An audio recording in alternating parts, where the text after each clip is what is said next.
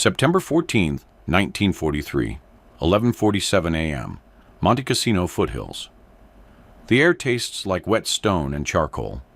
Not the sharp sting of fresh smoke, but something older, residue from a fire that burned days ago and left its fingerprint in the rubble. Corporal Daniel Rourke crouches inside what used to be a barn. Half the roof is gone. One wall leans at 40 degrees, held up by nothing but habit. The rafters are black, skeletal. Through a crack, where the mortared stone has broken away, he can see the valley road below. Dust hangs over it, no wind to clear it. Just suspended particles catching the late morning light. 200 yards behind him, the 36th Infantry Division is dug in. Waiting. Orders haven't come. They won't come for hours. Rourke knows this.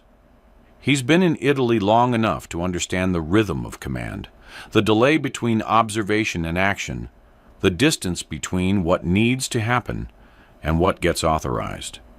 He isn't supposed to be here. Battalion doctrine is clear. No forward positions in unstable structures. Collapse risk. Exposure. No radio line. If the barn comes down, no one will know where to dig. But Rourke has been counting shadows for the past 20 minutes. 18 men, Italian infantry, moving through the olive groves in 2-man intervals, using the natural folds in the terrain to stay low. They're flanking. The road below, the one his unit will use to resupply tonight, is about to become a kill box. He shifts his weight. The floor creaks. Dust falls from the broken rafters in a thin stream, catching the light like ash. His M1903 Springfield rests across his knees, 60 rounds in the pouch at his hip. The metal is cold, familiar. He's fired this rifle 500 times in training, 43 times in combat. He knows its weight, its pull, the way the stock kicks back into his shoulder. The stone wall is cold against his cheek. He presses his eye closer to the crack. The shadows are closer now. 15 yards from the roadside ditch. They're setting up. One man crouches near a low stone marker, adjusting something Rourke can't see. Another kneels behind a clump of wild grass, unrolling what might be wire. His breath fogs briefly against the stone, then disappears. Protocol says wait. Report through proper channels. Let command handle it. That's the doctrine. That's the structure. The machine works when every man stays inside his assigned function. Rourke knows this. He's read the field manuals. He's sat through the briefings. The system exists for a reason. Individual initiative creates chaos. Unauthorized action compromises the chain. But the convoy doesn't know it's being hunted. The Italian soldiers are almost in position now. Another 2 minutes, and they'll be set. The road will belong to them. Any vehicle that rolls through after dark will be torn open before the driver knows what hit him. Supplies, ammunition, medical kits, all of it burning in the ditch, while the men 200 yards back wait for resupply that never arrives. Rourke's finger rests along the trigger guard. Not on the trigger, not yet. He can still choose silence. He can pull back, crawl through the rubble, make it to the tree line, and report what he's seen. By the time the message reaches battalion, by the time reconnaissance confirms it, by the time artillery gets authorization to fire, it'll be too late. The Italians will have moved, or the convoy will already be rolling. The stone is cold. His breath is steady. The valley is quiet, except for the faint rustle of olive branches 200 yards down. Would you have pulled the trigger? Daniel Rourke grew up in Scranton, Pennsylvania, third son of a railroad mechanic. His father worked on turbines, massive steel drums that turned coal into motion, heat into pressure, stillness into speed. By the time Rourke was 14, he could disassemble a pressure valve blindfolded. Not because anyone asked him to. Because understanding how things worked was the only language that made sense. He learned to see machines as logic problems: input, output, tolerance, failure point. A turbine didn't lie. It either held pressure or it didn't. A bearing either wore smooth or it seized. There was no gray area, just metal, friction, and time. When he enlisted in 1942, the drill instructors at Fort Benning noticed something. Rourke didn't rush. Other recruits treated rifle maintenance like a checklist. 15 minutes, done, move on. Rourke treated it like calibration. He cleaned his M1903 Springfield the way he once calibrated pressure valves. Slowly, checking for wear patterns invisible to most eyes. Running his thumb along the bolt face to feel for burrs. Testing the trigger pull 7 times before he was satisfied. He counted things. Steps between cover points. Seconds between mortar impacts. The rhythm of enemy patrols. It wasn't nerves, it was translation. The battlefield, to Rourke, was a system with moving parts. If you understood the system, the timing, the spacing, the predictable intervals, you could predict the break. You could see where the pressure would fail before it happened. He didn't seek glory. He sought function. His letters home mentioned weather and food. Rain in North Africa. Dust in Sicily. Bread that tasted like sawdust. Never combat. His younger brother wrote back asking about battles, about Germans, about what it felt like to shoot someone. Rourke's responses were 2 paragraphs long. We moved supplies yesterday. Roads are rough. Tell Ma I'm eating fine. He had a habit of rubbing his thumb along the stock of his rifle when thinking. A gesture borrowed from years of checking smoothness in machined metal. The wood was walnut, finished with linseed oil. Over time, the spot where his thumb rested had worn lighter than the rest. A small oval of polished grain. Fellow soldiers called him Quiet Dan, not because he was shy. He spoke when spoken to. He answered questions. But he only volunteered information when the math was done. When he'd counted the variables and reached a conclusion that couldn't be ignored. In a poker game outside Salerno, he folded 13 hands in a row, then went all in on the 14th. He won. Someone asked how he knew. Rourke said, "You blink when you're bluffing." He'd been counting blinks. No one thought he'd be the one to defy orders. Heroes in the movies were loud. They gave speeches. They charged first. They had square jaws and confident voices, and they never hesitated. Rourke hesitated constantly. He recalculated. He watched. He measured twice. He was the last person anyone expected to break protocol. But systems break when the variables change faster than the structure can adapt. Rourke understood that. He'd seen turbines fail not because the metal was weak, but because the pressure exceeded the design tolerance. The machine didn't choose to fail. It simply couldn't hold what it was being asked to hold. Standing in the ruins of that barn, watching 18 Italian soldiers move into ambush position, Rourke wasn't thinking about heroism. He was thinking about timing, about input and output, about the convoy that would roll down that road in 8 hours, unaware that the system had already shifted. He rubbed his thumb along the walnut stalk.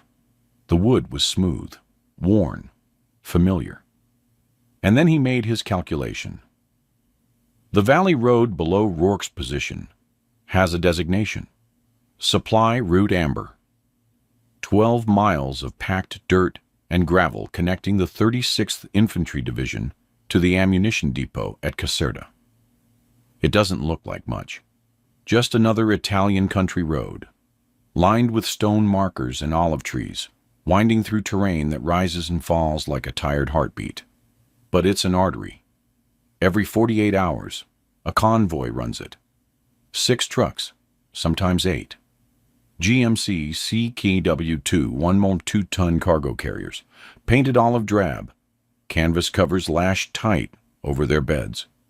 They carry mortar shells packed in wooden crates, medical supplies wrapped in waxed paper, rations in tins stamped with production dates from factories in Ohio and Pennsylvania, and the .30 caliber ammunition that keeps the forward machine gun nests operational. Lose the convoy, and the line goes quiet within 72 hours. The math is simple. A machine gun crew burns through 200 rounds per engagement. Multiply that by the number of positions along a 4-mile front. Add the mortars, the rifles, the Browning automatic rifles that chew through magazines like hunger. Subtract what can be scavenged or rationed. The numbers don't lie. Without resupply, the 36th becomes a static line with no teeth. Italian forces know this. German advisors know this. The road is watched. The 36th has lost 2 supply runs in the past month. The first went down to mines. Buried charges detonated under the second truck in the column, blocking the road while the remaining vehicles sat exposed. The second loss was coordinated ambush. Small arms fire from both sides of a narrow pass, timed to hit the convoy when it was moving too fast to stop and too committed to turn back. 4 trucks burned, 18 men killed or wounded. Supplies scattered across 200 yards of ditch. After the second loss, Division Command tightened the rules. No forward reconnaissance beyond designated observation posts. No individual initiative that could compromise patrol schedules. No unauthorized use of unstable cover. The orders came down through battalion, through company, through platoon, typed on mimeographed sheets and read aloud during morning briefings. The logic was sound. Predictability creates vulnerability, but so does chaos. The system works when every part moves according to plan. The barn Rourke is hiding in was marked condemned in August. Shelling damaged its foundation. 2 impacts within 10 feet of the southeast corner, close enough to crack the stone footings and shift the load-bearing wall. Engineers tagged it with white paint, a diagonal slash across the doorframe. Universal symbol for structural compromise. It sits in a dead zone between American positions and the edge of no man's land. A place maps show but soldiers avoid. Too far forward for safety, too exposed for utility. The kind of terrain that exists in the gap between doctrine and reality. The system is designed to prevent exactly what Rourke is doing. A lone rifleman making field decisions without clearance. Without radio contact, without the layered oversight that keeps individual judgment from creating cascading failures. One man acts, the patrol schedule shifts, the enemy notices the pattern change, and suddenly the entire operational tempo is compromised. But the system doesn't account for the gap between doctrine and ground truth. Doctrine says the enemy won't flank through terrain that exposed. Ground truth says they already have. Doctrine says unstable structures are too dangerous for use. Ground truth says the barn gives Rourke the only sightline to the ambush position. Doctrine says wait for authorization.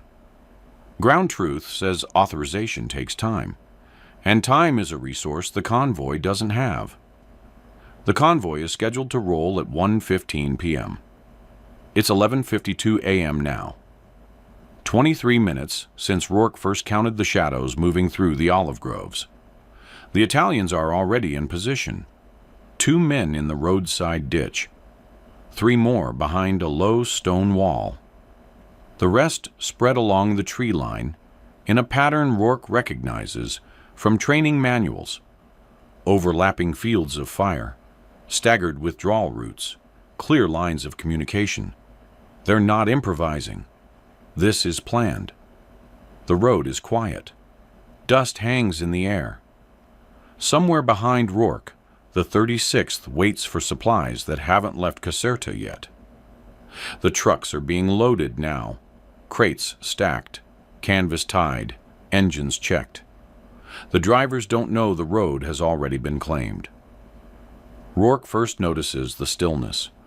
Olive groves along the valley floor should have birds. They don't. Not the small, brown sparrows that nest in the lower branches. Not the wood pigeons that move between the trees in the late morning, calling to each other in low, rhythmic notes. Nothing. Just leaves and shadow. The leaves hang motionless. No wind. But there's movement underneath. Not the kind that comes from air currents. Displacement. Human weight shifting through agricultural cover. He watches the tree line through his scope. The MY903 has iron sights, but Rourke requisitioned a Untold 8X scope 3 months ago, a sniper variant pulled from a damaged rifle after Salerno. The glass is clean, the reticle steady. He scans left to right, slow, letting his eye adjust to the magnified field. A branch shifts, not much, just a small disturbance in the canopy, barely visible. The kind of motion that could be an animal, except it's not. The pattern is wrong. Animals move erratically. This is controlled. 30 seconds later, another shift. 60 yards farther east. He's seen this before. Infantry using agricultural cover to advance without breaking the canopy line. Standard doctrine for movement through observed terrain. Stay low. Use natural concealment. Don't silhouette against the skyline. Move in intervals. Let the man ahead settle before you advance. They're good. Disciplined. They don't bunch up. Every man keeps interval. 10 to 15 yards between positions. Far enough that a single grenade won't take 2 men. Close enough to maintain visual contact. Rourke counts 18 distinct positions over 8 minutes of observation. He marks each one mentally. 3 near the stone wall, 4 in the drainage ditch, 2 behind a cluster of wild grass. The rest scattered along the tree line in a loose crescent. No radios visible, which means they're operating under light protocol. Fast movement, pre-coordinated. They briefed this before they left. They know where they're going. They know what they're doing. They're not scouting. They're setting up. One soldier kneels near a stone wall, 70 yards from the road. He's adjusting something Rourke can't see clearly through the scope. The man's hands move in the small, precise gestures. Could be a tripod. Could be a sighting marker. Could be a Breda M37 machine gun. Italian 8mm, belt-fed, effective range 800 yards. The angle is perfect for enfilading fire on the road. Anyone driving through that stretch will be exposed for a full 30 seconds. No cover, no escape. Another group moves closer to a drainage culvert. Concrete tube, maybe 3 feet wide, set into the embankment where runoff drains from the upper slope. Ideal for a secondary position. Low profile, clear sightline, hard to suppress without direct fire. Rourke's hands are steady. They always are. But his jaw tightens, small muscle contraction just below the ear. He notices it, forces it to relax. He does the math. The Italians are 8 minutes away from being fully set, maybe 10 if they're cautious. By 1 p.m., they'll be in place. Guns sighted. Fields of fire overlapping. Withdrawal routes confirmed. The convoy is scheduled to roll at 1:15 p.m. 15 minutes after the ambush is ready. The trucks will come around the bend, doing maybe 20 miles per hour. Slow enough to navigate the turns. Fast enough that stopping takes distance. The lead driver won't see the Italians until he's past the stone wall. By then, the machine gun will already be firing. The second truck will try to brake. The third will hit it from behind or swerve into the ditch. No time to reverse. The road is too narrow. One lane, barely wide enough for 2 trucks to pass. Stone walls on both sides, drainage culvert on the south, embankment on the north. The math is clean and ugly. 6 trucks enter, maybe 2 make it out. The rest burn where they stop. Supplies scattered, men dead or dying. The 36th goes without resupply for another 48 hours. Machine gun nests ration ammunition. Mortar crews hold fire. The line weakens, all because 18 men read a map and chose the right stretch of road. Rourke lowers the scope slightly. His thumb rubs the walnut stock. The wood is warm now, heated by his hand. The Italians keep moving. Rourke knows the protocol. Spot enemy movement. Withdraw to your unit. Report through the chain of command. Let intelligence confirm. Let officers coordinate. Let the system process the information and produce a response calibrated to the threat level and operational priorities. The protocol exists for a reason. Lone soldiers make mistakes. They misidentify friendlies. They waste ammunition on targets that don't matter. They break operational security by firing from positions that reveal patrol patterns. Individual judgment, however well-intentioned, introduces variables the system can't predict. And unpredictable variables break the machine. Rourke has never disobeyed an order. Not once. Not in basic training. Not in North Africa. Not in Sicily. When his platoon sergeant told him to dig in, he dug. When the lieutenant said hold position, he held. The system worked because every man trusted it enough to follow it.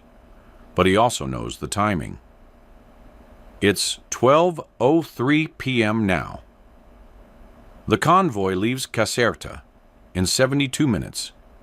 Even if he runs now, if he leaves the rifle, abandons the position, and sprints the 200 yards back to the 36th's forward line, his report will take time to process. He'll reach his platoon sergeant. The sergeant will reach the lieutenant. The lieutenant will reach battalion headquarters. 10 minutes. Maybe 15 if the radio net is busy. Then comes confirmation. The intelligence officer will want verification, independent observation, a second pair of eyes. They'll reassign a patrol to the area, 2 men, maybe 3, with binoculars and a field radio. The patrol will move carefully. They won't use the condemned barn. They'll find another position, farther back, with less exposure. They'll observe, confirm enemy presence, estimate numbers, report back. Another 20 minutes, maybe 30. Then comes consultation. The battalion commander will weigh options. Artillery strike?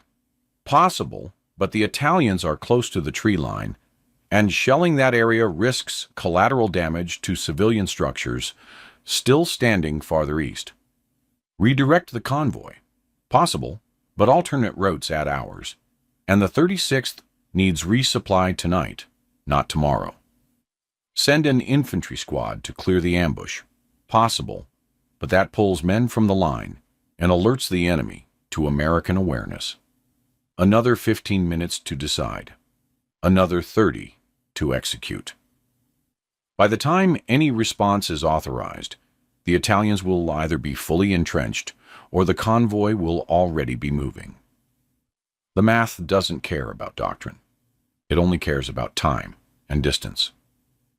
The barn is unauthorized, yes, condemned, unsafe, a violation of standing orders.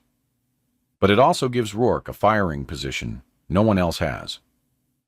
300 yards from the ambush zone.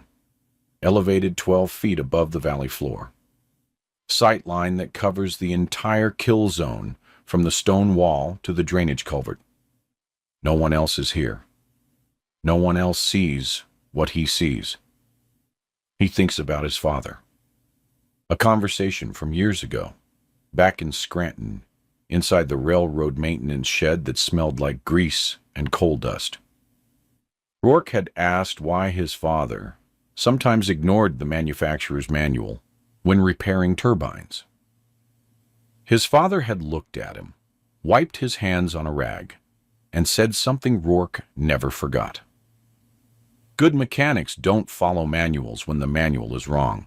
They follow the machine. The machine right now is 18 men, 1 road and 1 rifle. Rourke exhales slowly. His breath doesn't fog anymore. The air has warmed slightly. He shifts his weight, feeling the barn floor creak beneath him. Dust falls from the broken rafters. The M19903 rests across his knees, familiar and heavy. He pulls the bolt back. Metal slides against metal. Smooth, no resistance. He checks the chamber. Empty, clean. He reaches for the ammunition pouch at his hip, pulls out a 5-round stripper clip, and loads it. The rounds slide into the internal magazine with a soft click. He chambers the first round. The bolt locks forward. The rifle is ready. The choice isn't emotional. It's operational. The system can't adapt fast enough. The protocol assumes time that doesn't exist. The machine is about to break, and Rourke is the only part positioned to stop it. He brings the scope back to his eye. The Italians are still moving into position. The first shot breaks at 12:11 p.m. Rourke has the crosshairs on the soldier near the stone wall, the one who's been kneeling for the past 4 minutes, adjusting something on the ground. Rourke's breathing is steady. He exhales halfway, holds, squeezes. The M1903 kicks. The recoil travels through his shoulder, solid and familiar. 300 yards downrange, the man drops. Silence for 3 seconds. Then chaos ripples through the olive grove. The Italians scatter. Some drop flat. Others sprint for deeper cover. They're shooting back, but the fire is wild, undirected. They can't locate him. The muzzle flash was hidden by shadow and the barn's angled wreckage. The sun is high and behind him. They're looking into glare. Rourke works the bolt. The spent casing ejects, tumbling through the air, landing somewhere in the rubble with a faint metallic clink. He chambers another round, smooth, automatic. The motion feels like breathing. He finds another target, a soldier running toward the drainage culvert. Rourke leads him slightly, fires. The man goes down. Now they're shooting back in earnest, but their fire is dispersed. Panicked. Rounds snap through the air above the barn. Some hit the stone walls with sharp cracks. Others punch through the rotten wood of the remaining roof beams. Splinters fall. Dust rises. Rourke stays methodical. He doesn't aim for kills necessarily. He aims to disrupt. A round through a soldier's leg forces 2 others to drag him back toward the tree line. A shot into the dirt, 3 feet from a machine gun position, makes them abandon it, relocating farther east where the angle is worse. Another round through the canvas pack of a soldier carrying ammunition.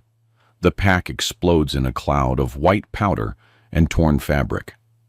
He's not trying to win. He's trying to delay.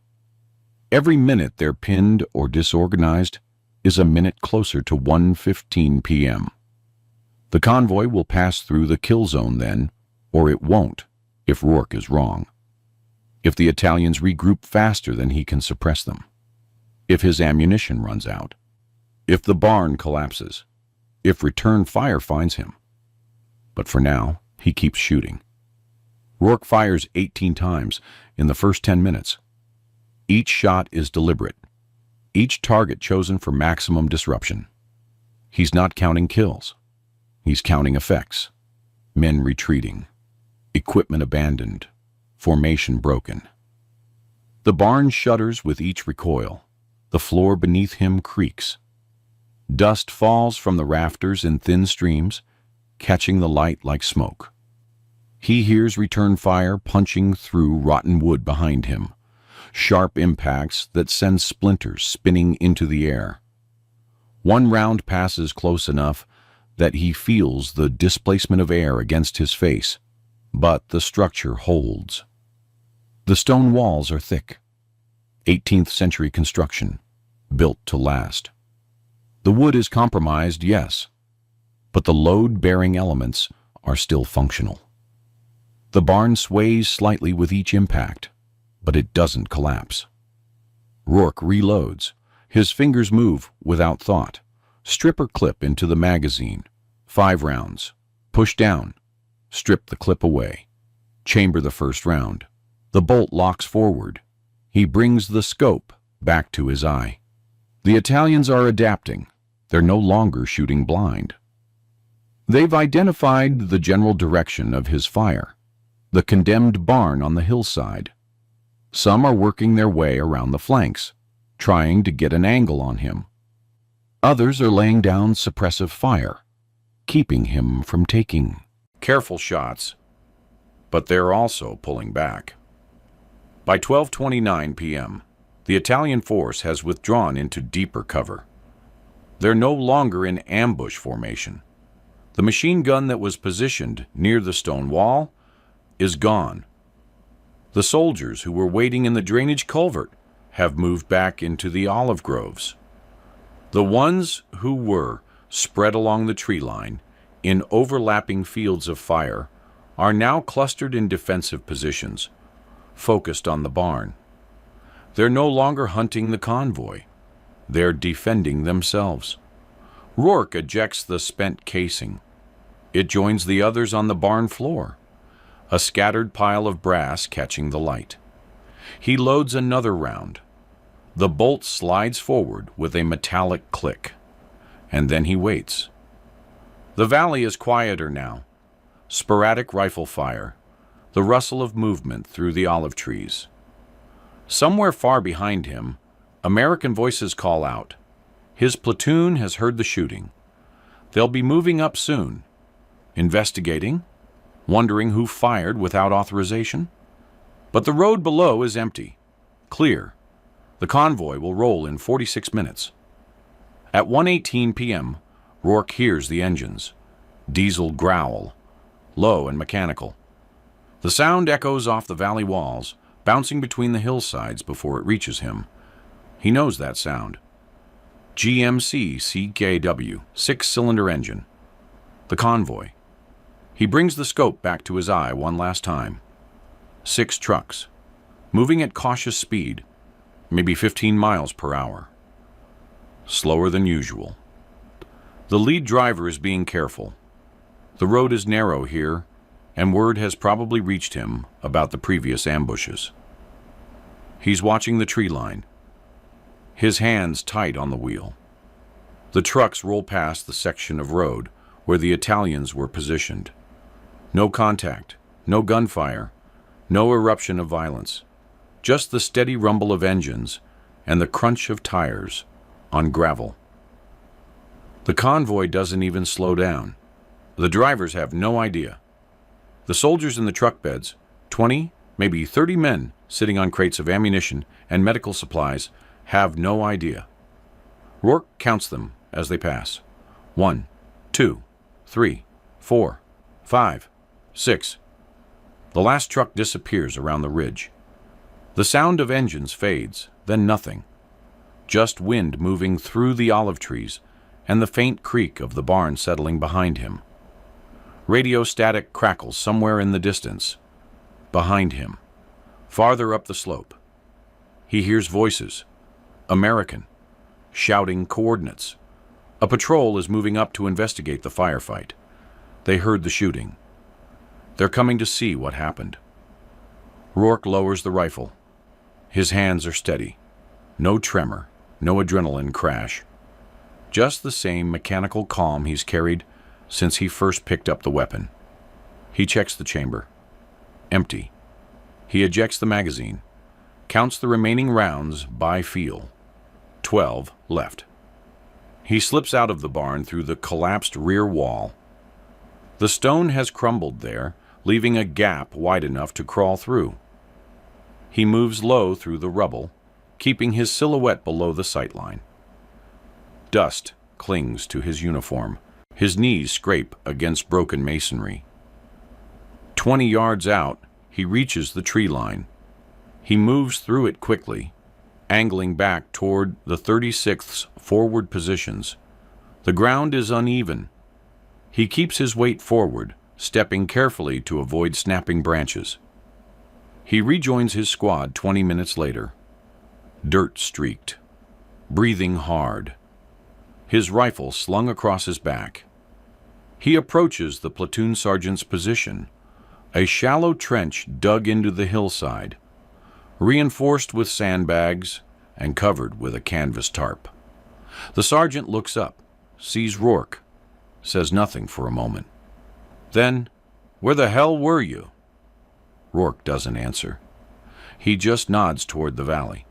The sergeant follows his gaze, then looks back at Rourke. Something unspoken passes between them. The sergeant doesn't ask again. No one else asks either.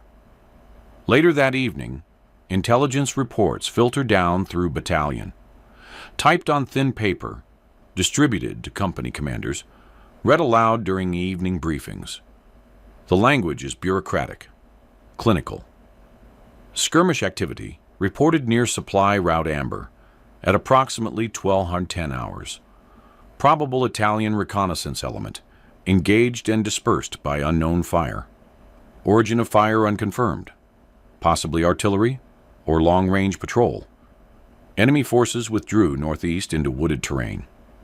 No American casualties. Convoy passed through sector at 1318 hours. Arrived intact, no contact.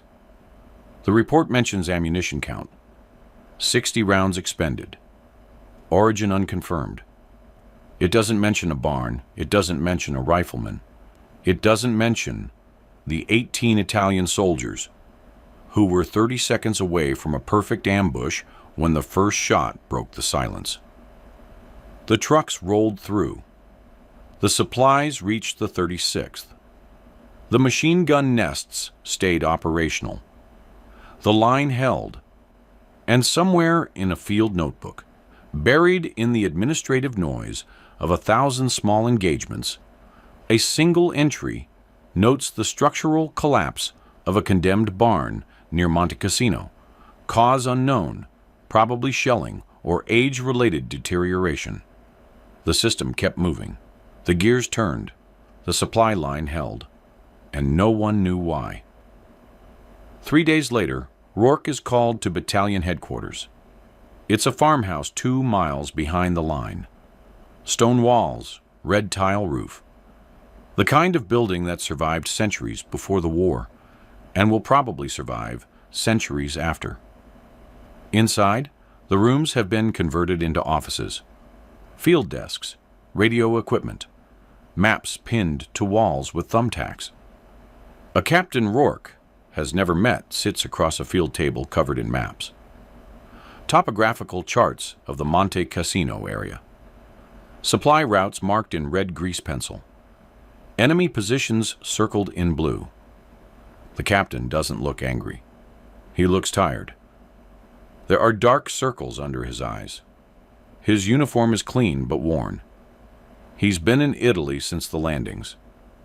Rourke can tell by the way he moves. Economical, efficient, no wasted motion. The captain looks at Rourke for a long moment. Then he says, "You were in the condemned barn." It's not a question. Rourke nods. The captain taps a pencil against the map. The sound is rhythmic, quiet. He doesn't look at Rourke. He looks at the map, at the small circle marking the barn's location, at Supply Route Amber, running through the valley below. He says, You fired 60 rounds without authorization, from an unsecured position, using ammunition logged to your squad. Rourke says nothing. There's nothing to say. The captain already knows. The ammunition count was reported. The spent casings were found. The patrol that investigated the barn, 3 hours after the firefight, saw the brass scattered on the floor. They counted. They reported up the chain. The captain sighs. He sets the pencil down, leans back in his chair. The wood creaks. He says, "The convoy made it through. Intelligence estimates you disrupted a coordinated ambush. Probably saved 20 men and 6 trucks worth of supplies. Medical equipment, mortar shells, small arms ammunition. The kind of supplies we can't afford to lose. Officially, this conversation didn't happen. Unofficially, don't do it again. No commendation, no written record, no medal pinned to his uniform, no mention in the company log. Just acknowledgement, recognition without reward. The system can't endorse what Rourke did, can't encourage soldiers to break protocol, occupy condemned structures, fire without orders. But it also can't ignore that the convoy arrived intact. Rourke stands, salutes. The captain returns it. Neither man says anything else. Rourke is reassigned to a different sector the following week. A routine rotation. Nothing unusual. His platoon moves north, toward the next phase of the Italian campaign. The barn becomes someone else's problem.